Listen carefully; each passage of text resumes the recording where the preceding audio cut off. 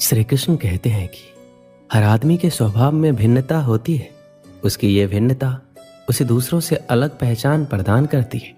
ऐसे में कभी कभी कुछ चीजों के नजरिए को लेकर आपस में विरोधाभास की स्थिति बन जाती है। अपने साथी के ऐसे विशिष्ट गुण को पहचानने की कोशिश करें। रिश्ते ऐसे बनाओ जिसमें शब्द कम और समझ ज्यादा हो, झगड़े कम और नजरिया ज्यादा हो। कोई टूटे तो उसे सजाना सीखो, कोई रूठे तो उसे मनाना सीखो। रिश्ते तो मिलते हैं नसीब से, बस उन्हें खूबसूरती से निभाना सीखो।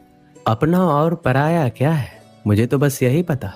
जो भावनाओं को समझे वो अपना, और जो भावनाओं से परे वो पराया। प्यार इंसान से करो उसकी आदत से नहीं, रूठो उनकी बातों से मगर उनसे नहीं। भूलो उनकी गलतियों पर उन्हें नहीं, क्योंकि रिश्तों से बढ़कर कुछ भी नहीं। जो दूर रहकर भी पास हो वो अपना, और जो पास रहकर दूर हो वो पराया। 1 मिनट लगता है रिश्तों का मजाक उड़ाने में, और सारी उम्र बीत जाती है एक रिश्ते को बनाने में। मित्रता एवं रिश्तेदारी सम्मान की नहीं, भाव की भूखी होती है। बशर्ते लगाव दिल से होना चाहिए, दिमाग से नहीं। दुनिया का सबसे बेहतरीन रिश्ता वही होता है जहां एक हल्की सी मुस्कुराहट और छोटी सी माफी से जिंदगी दोबारा पहले जैसे हो जाती है। सख्त हाथों से भी फिसल जाती है कभी नाजुक उंगलियां। रिश्ते जोर से नहीं, प्यार मोहब्बत से पकड़े जाते हैं। रिश्ते कभी जिंदगी के साथ साथ नहीं चलते। रिश्ते एक बार बनते हैं और फिर जिंदगी रिश्तों के साथ साथ चलती है। रिश्तों में अपनेपन की भावना के खातिर ही व्यक्ति एक दूसरे पर मर मिटने तक को तैयार हो जाते हैं। एक माँ के अंदर प्रारंभ से ही अपने बच्चे के प्रति बेहद अपनेपन की भावना कायम हो जाती है। उसे अपना बच्चा सारी दुनिया से प्रिय एवं सुंदर लगता है। करीबी रिश्तेदारों से व्यक्ति अक्सर अपने मन की वो सभी बातें करते हैं जिन्हें वो अन्य व्यक्तियों से नहीं कर सकते। रिश्तेदार और परिवार व्यक्ति के बुरे समय में साथ खड़े होते हैं। ऐसे में एक अकेले व्यक्ति की पीड़ा पूरे परिवार और रिश्तेदारों की पीड़ा बन जाती है। वो एकजुट होकर मुसीबत से लड़ते हैं और मुसीबत को दूर भगाकर कामयाबी पाते हैं। खुशियों की तलाश में हम इधर से उधर भागते रहते हैं। खुशियों की तलाश में हम कभी लोगों का पीछा करते हैं और फिर कभी चीजों का। हमारी पसंद नापसंद, लालच और कई सुविधाओं की चाह भी हमारी खुशियों के रास्ते में आते रहती है, और हम टेढ़े मेढ़े रास्तों पर दौड़ते रहते हैं। हमें लगता है कि सुख, सुविधा और धन का होना ही खुशियां हैं। हम अपनी खुशियां अपने अंदर नहीं बल्कि बाहर उन चीजों और लोगों में ढूंढते हैं जो सिर्फ 2 पल की खुशियां देकर गायब हो जाते हैं। पैसे और सुख सुविधाओं के साथ आप खुश हो सकते हैं, लेकिन आप लंबे समय तक खुश नहीं रह सकते। खुश रहने के लिए आपको सरल और साधारण होना पड़ेगा। जब आपका मन बिना किसी वजह और बिना किसी जरूरत के खुश रहने लग जाएगा, उस दिन आप सरल बन जाएंगे। श्री कृष्ण कहते हैं कि खुश होना सरल है, लेकिन सरल होना मुश्किल है। श्री कृष्ण कहते हैं कुछ दिल के रिश्ते सरेआम नहीं होते, सिर्फ महसूस किए जाते, परंतु उनके नाम नहीं होते। रिश्ते हम एक दूसरे पर भरोसा करने और विश्वास करना सिखाते हैं। जब हमें खुद पर भरोसा होता है तो हम अपने जीवन में हर मुश्किल का सामना कर सकते हैं और हर कुछ पा सकते हैं और अपने सपनों को हासिल कर सकते हैं। हमारे रिश्तों को याद रखना महत्वपूर्ण है, क्योंकि वो हमें जोड़े रखते हैं और हमें अलग होने से रोकते हैं। किसी भी रिश्ते में, जैसे कि आपकी बहन, भाई, माता पिता और रिश्तेदारों के साथ, रिश्तों को मजबूत बनाना चाहिए। हमें हरदम एकजुट रहना चाहिए ताकि हम मुश्किल हालात में हार ना माने। एक रिश्ते में दुनिया आती जाती रहती है, फिर भी दोस्ती दिलों को मिला देती है। वो दोस्ती ही क्या जिसमें नाराजगी ना हो, पर सच्ची दोस्ती दोस्तों को मना ही लेती है। अंत का जश्न मनाए, क्योंकि वो नई शुरुआत से पहले होते हैं। ये एक अच्छा संकेत है। टूटे हुए दिल का होना, इसका मतलब है कि हमने किसी चीज के लिए प्रयास किया है। यदि यह तुम्हें नष्ट कर रहा है तो ये प्रेम नहीं है। ये खराब रिश्ता आपको उस समय की तुलना में अधिक अकेलापन महसूस कराएगा जब आप अकेले थे।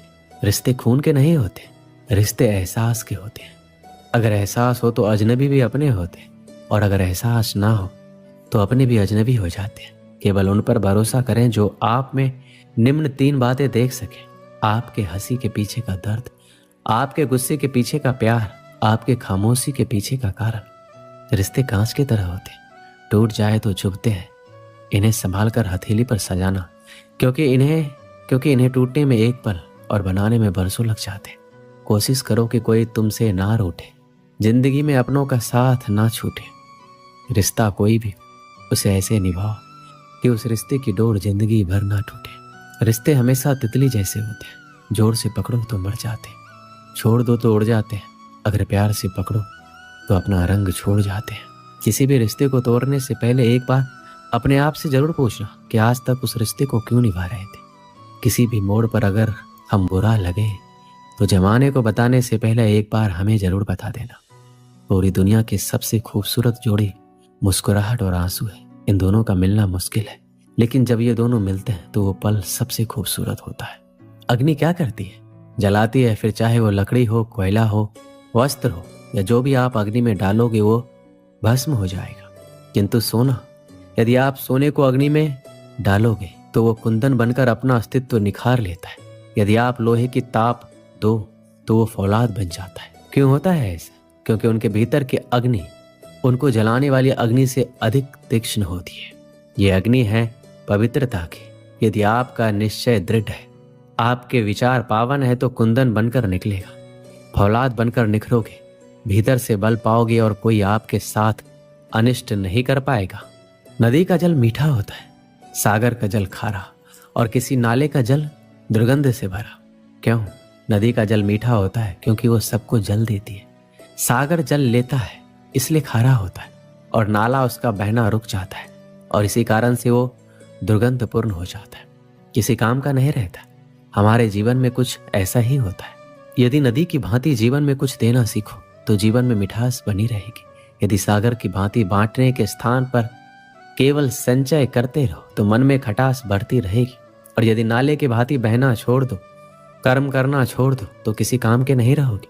इसलिए बिना किसी विराम के कर्म करते रहो और जो कुछ भी आपके पास है उसे बांटना सीखो। एकलव्य एक निषाद बालक था। वह धनुर्विद्या में प्रवीण होना चाहता था। इसके लिए गुरु द्रोणाचार्य से धनुर्विद्या की शिक्षा प्राप्त करना चाहता था। एक दिन वह गुरु द्रोणाचार्य के पास पहुंचा और अपना शिष्य बना लेने का निवेदन किया। गुरु द्रोण केवल क्षत्रिय राजकुमारों को ही धनुर्विद्या सिखाते थे, इसलिए उन्होंने एकलव्य को धनुर्विद्या सिखाने से मना कर दिया। एकलव्य लौट गया। गुरु द्रोण के द्वारा मना कर देने पर भी उसने धनुर्विद्या को पूरे लगन से सीखने का प्रयास किया। उसने मिट्टी से गुरु द्रोण की प्रतिमा का निर्माण किया और उसे अपना गुरु मानकर धनुर्विद्या का अभ्यास करने लगा। गुरु द्रोण पांडु पुत्र कौरव को धनुर्विद्या की शिक्षा दे रहे थे। एक दिन वो पांचों पांडवों को लेकर जंगल में गए। एक कुत्ता भी उसके साथ था। जंगल में जाकर कुत्ता भौंकते हुए एकलव्य के आश्रम में घुस गया। एकलव्य उस समय गुरु द्रोण की प्रतिमा के सामने धनुर्विद्या का अभ्यास कर रहा था। कुत्ते का भौंकना उसका ध्यान भंग करने लगा। उसने बाणों से कुत्ते का मुंह इस प्रकार बंद कर दिया कि कुत्ते को कोई चोट भी नहीं आई। कुत्ता जब गुरु द्रोण और पांडवों के पास पहुंचा तो उसको देखकर दंग रह गए। वो उसके साथ एकलव्य के आश्रम में पहुंचे और उससे गुरु द्रोण की प्रतिमा के सामने धनुर्विद्या का अभ्यास करता हुआ पाया। गुरु द्रोण ने उससे पूछा, क्या कुत्ते का मुंह बाणों द्वारा उसने ही बंद किया है? तो उसने हाथ जोड़कर सिर झुका लिया। गुरु द्रोण उसकी धनुर्विद्या से बहुत प्रभावित हुए और उससे पूछा, तुम्हारा गुरु कौन है? एकलव्य ने गुरु द्रोण का नाम लिया। गुरु द्रोण चकित रह गए। उन्होंने कहा, मैंने तो तुम्हें कभी धनुर्विद्या नहीं सिखाई, तो मैं तुम्हारा गुरु कैसे हुआ? एकलव्य ने उन्हें बताया कि वह निषाद पुत्र है, इसलिए गुरु द्रोण ने उसे धनुर्विद्या की शिक्षा देने से मना कर दिया था।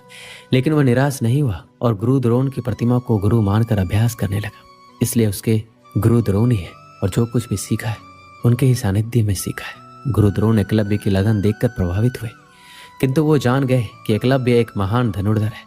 वह अर्जुन से भी श्रेष्ठ है और गुरु द्रोण अर्जुन को सर्वश्रेष्ठ धनुर्धर बनाने का वचन दे चुके थे। इसलिए उन्होंने एकलव्य से कहा, तुम्हारे अनुसार मैं तुम्हारा गुरु हूं, तो तुम्हें मुझे गुरु दक्षिणा देनी चाहिए। एकलव्य ने कहा, गुरुवर आप जो कहें, मैं गुरु दक्षिणा देने को तैयार हूं। गुरु द्रोण ने गुरु दक्षिणा में एकलव्य से उसका अंगूठा मांग लिया। किसी भी धनुर्धर के लिए अंगूठा अत्यंत महत्वपूर्ण होता है। उसकी ही सहायता से वह धनुष बाण चला पाता है। गुरु द्रोण के अंगूठा मांगने के पीछे की मंशा ये थी कि एकलव्य अर्जुन से अच्छा धनुर्धर ना बन पाए। एकलव्य ने एक क्षण भी नहीं सोचा और अपना अंगूठा काटकर गुरु द्रोण को समर्पित कर दिया। उसके बाद वह बिना अंगूठे के ही धनुर्विद्या का अभ्यास करने लगा और उसमें भी निपुण हो गया। इस कहानी से हमें यही सीख मिलती है कि समर्पण, लगन और दृढ़ निश्चय किसी भी परिस्थिति में सफलता प्राप्त करने के महत्वपूर्ण तत्व होते हैं। जब हम किसी लक्ष्य की ओर बढ़ते हैं तो समर्पण हमारे मन और शरीर को एक मानसिकता में लाता है, जिससे हम विफलता के डर से मुक्त होते हैं और हमारी ऊर्जा एकजुट होती है।